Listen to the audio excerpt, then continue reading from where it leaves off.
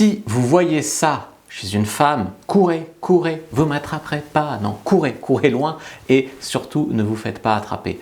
Ne vous méprenez pas, si vous voyez ça chez une femme, c'est vous qui devez partir et vous n'avez rien à perdre. Il ne faut pas vous retourner.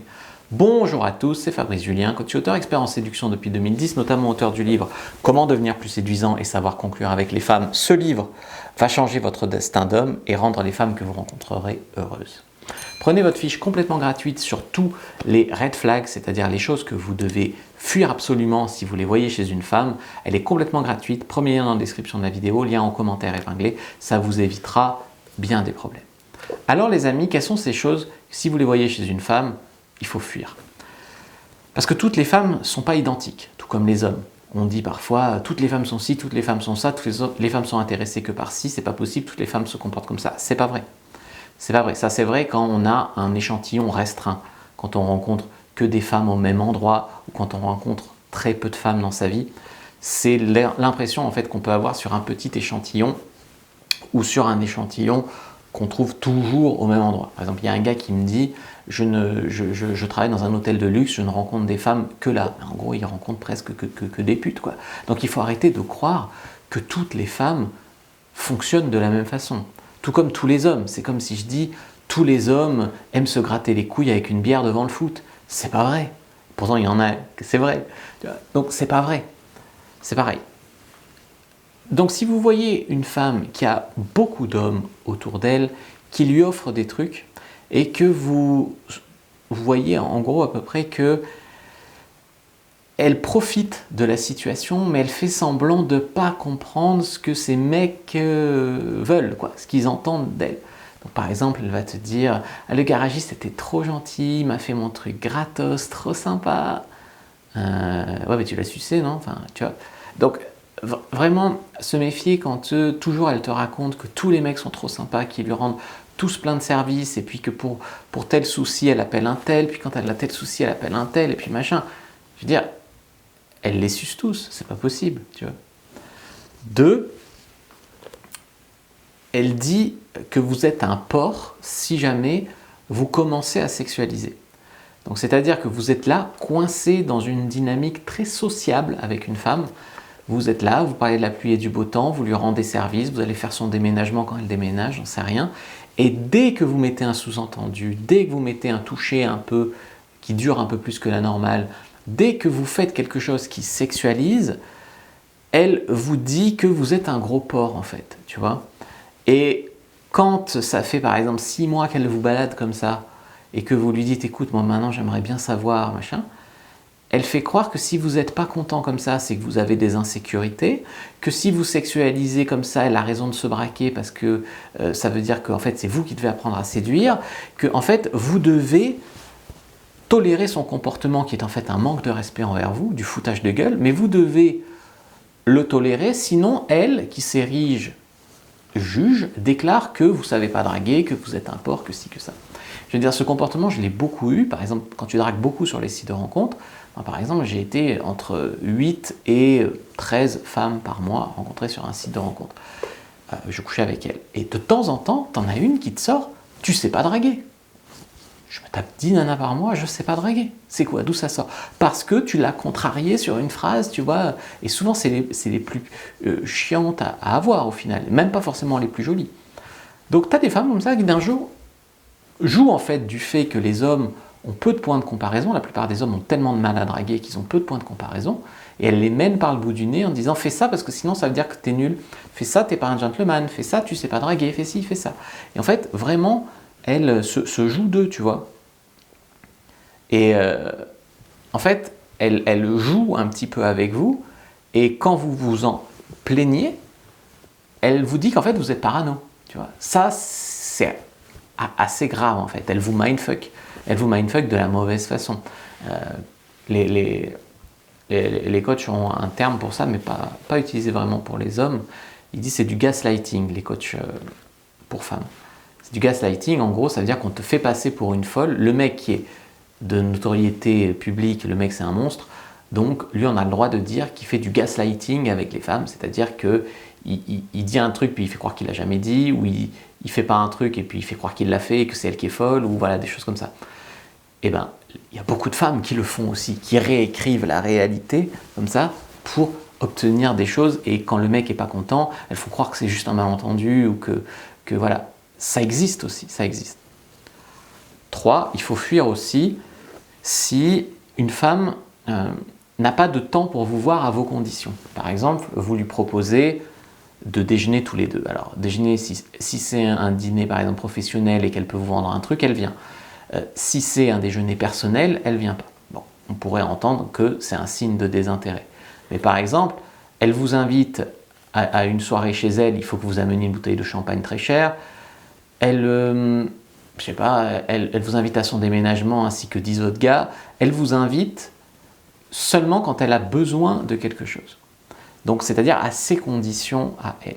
Et le reste du temps, quand vous lui proposez d'aller boire un verre que tous les deux, de s'isoler que tous les deux, de faire un truc que tous les deux, là, elle n'a pas le temps. Elle ne vous dit pas qu'elle n'est pas intéressée, jamais. Elle laisse la porte ouverte, elle laisse l'espoir, parce qu'elle sait que si elle ferme cette porte, dans votre tête, vous allez fermer le dossier avec elle, et du coup, elle pourra moins obtenir des choses grâce à sa beauté, quoi. Des fois, elles ne sont même pas belles, mais grâce à ses fesses. Et du coup, vous verrez que les femmes ont tout à coup, une femme qui sert qu'à vous manipuler, elle a du temps quand ça l'arrange et elle n'a pas de temps quand ça ne l'arrange pas. Mais par contre, elle a toujours du temps pour se faire jolie, pour se faire coquette. Hein. Elle aime plaire, et quand vous lui signalez que peut-être elle aime un peu beaucoup plaire, hein, quand elle flirte par exemple avec des gars devant vous, elle vous dit que en fait non, c'est pas qu'elle aime plaire, elle le fait pour elle est belle pour elle fait ça pour elle. Alors c'est peut-être vrai dans certains cas, mais il y a aussi beaucoup de cas où c'est du foutage de gueule de vous dire ça, d'accord? Le comble du manque de respect, j'en profite pour l'expliciter ici, c'est si elle flirte avec vous, bon elle sort avec vous, elle va au resto ou autre, mais il y a un autre gars, un serveur, un barman, ou un mec qu'elle croise dans la rue, hein, qu'il a sûrement sauté la veille, mais elle croise dans la rue par hasard, elle flirte avec lui. C'est-à-dire que vous êtes là comme un con à la regarder flirter avec un autre gars pendant que tu lui payes le resto, par exemple. Donc ça, c'est un énorme manque de respect. Si une femme flirte avec un autre homme, quel qu'il soit, devant vous, que vous êtes en phase de séduction, je veux dire, ce n'est pas acceptable, bien évidemment. Bien évidemment. Donc là, si tu as les moyens, tu dragues une autre fille devant elle, tu la calmes, ou tu lui mets une limite ferme en lui expliquant que c'est mal poli ce qu'elle fait. Ou elle va t'expliquer qu'en fait, c'est toi qui es mal poli de te plaindre. Bien sûr, elle va essayer de te retourner, mais n'empêche que ça ne se fait pas. Point suivant, quand vous ne faites pas ce qu'elle veut, elle va quand même s'énerver, elle va vous faire du chantage, ou de toute manière, elle va essayer de vous punir. C'est-à-dire elle va vous dire « Oui, j'adorerais qu'on se voit, mais tu me payes l'entrée à tel concert. » Et là, tu vas dire, bah non, on peut y aller, mais comme on n'est pas ensemble, quoi, je veux dire, chacun peut payer son billet. Ah, bah alors je vais y aller avec quelqu'un d'autre. Tu vois, par exemple. Donc elle va te punir. Donc soit tu fais ce qu'elle veut, tu fais ce qu'elle a décidé, soit elle te punit en te disant, bah alors je vais y aller avec Jean-Louis qui lui me payera l'entrée. Tu vois, elle te punit en te parlant d'un autre mec qui lui ferait ça pour elle. Alors qu'en fait, là où les mecs ne comprennent pas, c'est que même s'ils payent, ils ne l'auront pas, la fille. Ils ne l'auront pas parce qu'une femme, pour sortir avec toi et coucher avec toi, il ne faut pas qu'elle ait pitié de toi, il ne faut pas qu'elle te prenne pour un pigeon. Il faut qu'elle ait, à part les putes, il faut qu'elle ait du respect. Ça, c'est important. Le respect, ça ne veut pas dire qu'il faut gueuler sur sa femme, d'accord? Tu respectes ta femme, mais elle aussi, il faut qu'il y ait des limites claires sur les comportements acceptables et pas acceptables. Et ça devrait être naturel, hein, il n'y aurait pas besoin normalement de recadrer. Point suivant, elle garde la main émotionnellement sur vous parce qu'elle est moins investie que vous. Vous, quand elle ne vous répond pas à vos messages, ça vous rend fou. Ça vous rend fou, vous la relancez, vous écrivez. C'est pas ce qu'il faut faire, mais vous écrivez plein de messages, etc. Vous ne comprenez pas pourquoi elle ne vous répond plus. Elle, quand vous ne lui écrivez pas, elle s'en fout, elle en a 10 autres qui lui écrivent. Vous ne pouvez pas gagner à ce petit jeu parce que elle est beaucoup moins investie que vous émotionnellement et elle n'a pas les mêmes attentes que vous de la relation. Néanmoins, là où tu sais qu'elle te manipule, c'est-à-dire qu'elle pourrait te dire en fait « arrête de m'écrire, ça m'importune ». Non, quand elle sent qu'elle te perd complètement, elle revient un tout petit peu vers toi et elle te laisse ce qu'on appelle l'espoir. L'espoir, c'est terrible parce que c'est ce qui va faire que tu vas remettre une pièce dans la machine et refaire un tour et te refaire avoir.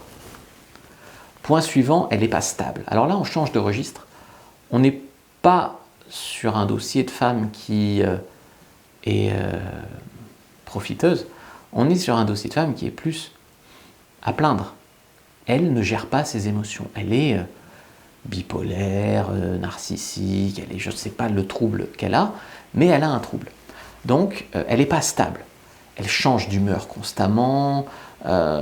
Pour être de bonne humeur, elle a besoin de cadeaux, puis après elle te dira que tu lui fais jamais de cadeaux. Elle nie des choses qui se sont passées et elle invente des choses qui ne se sont pas passées, par exemple. C'est quand même un classique. Je ne dis pas que les hommes ne le font pas, mais les femmes le font beaucoup, ce qui montre une légère tendance à la mythomanie pour faire son intéressante, ce qui rejoint le trouble hystérique, par exemple. Donc ça, il faut fuir. Hein. Il ne faut pas essayer de démontrer, de débattre, voilà. Il faut fuir, parce qu'il y a des gros salopards qui ont été dénoncés par Balance ton porc, par exemple. Il y en a aussi qui n'ont rien fait, mais pour dire qu'elles aussi, c'est la même chose que le harcèlement de rue. Il y a des femmes qui ont été emmerdées, harcelées dans la rue, ça c'est clair, il faut que ça s'arrête. Néanmoins, il y a des femmes à qui il n'est rien arrivé, mais s'il leur est rien arrivé, ça voudrait dire qu'elles ne sont pas assez jolies. Donc elles vont raconter que ça leur est arrivé aussi, alors que ce n'est pas forcément vrai. Tu vois. Donc ça, il faut vraiment fuir, hein, dès que tu sens une instabilité comme ça. Et le point suivant, je voudrais dire, c'est que, donc là on a parlé des femmes profiteuses, on a parlé des femmes instables, mais vous devez fuir aussi quand c'est vous qui vous faites du mal. Par exemple, quand vous n'avez aucun signe d'intérêt concret. Par exemple, elle accepte un déjeuner pour le boulot, ce n'est pas un signe d'intérêt concret. C'est un signe d'intérêt sujet à débat. Elle rit à vos blagues, alors que, voilà, pourquoi pas, mais ça reste quand même... C'est pourquoi pas un signe, ce n'est pas un signe de désintérêt en tout cas, mais ce n'est pas forcément un signe d'intérêt.